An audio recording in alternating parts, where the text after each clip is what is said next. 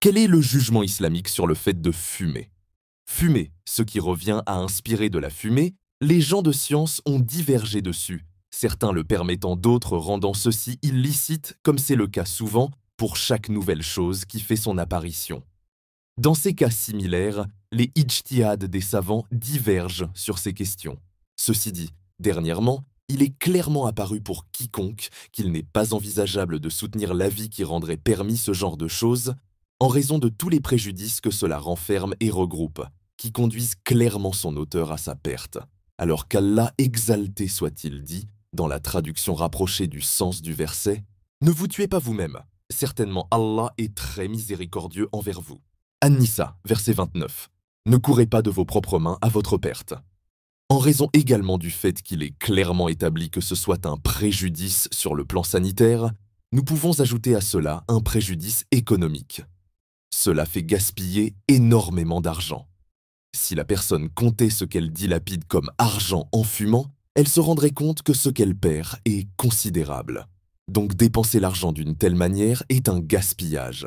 Et Allah, exalté soit-il dit, dans la traduction rapprochée du sens du verset, « Et ne confiez pas aux irresponsables vos biens dont Allah a fait votre subsistance. » An-Nisa, verset 5.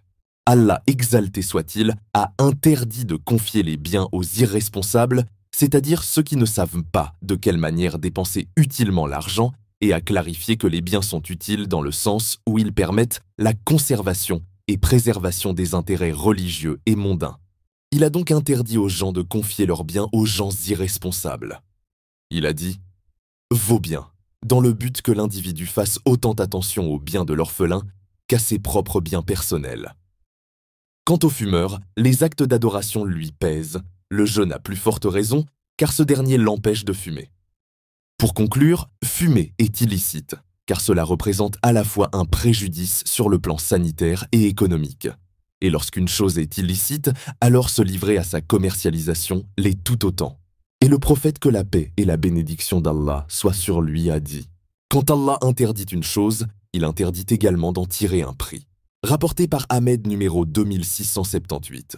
Il n'est donc pas permis d'en faire le commerce. Et que celui qui est éprouvé par ceci cesse, car un tel commerce est interdit, et les revenus gagnés à partir de celui-ci le sont aussi. Cheikh Ibn Uthaymin,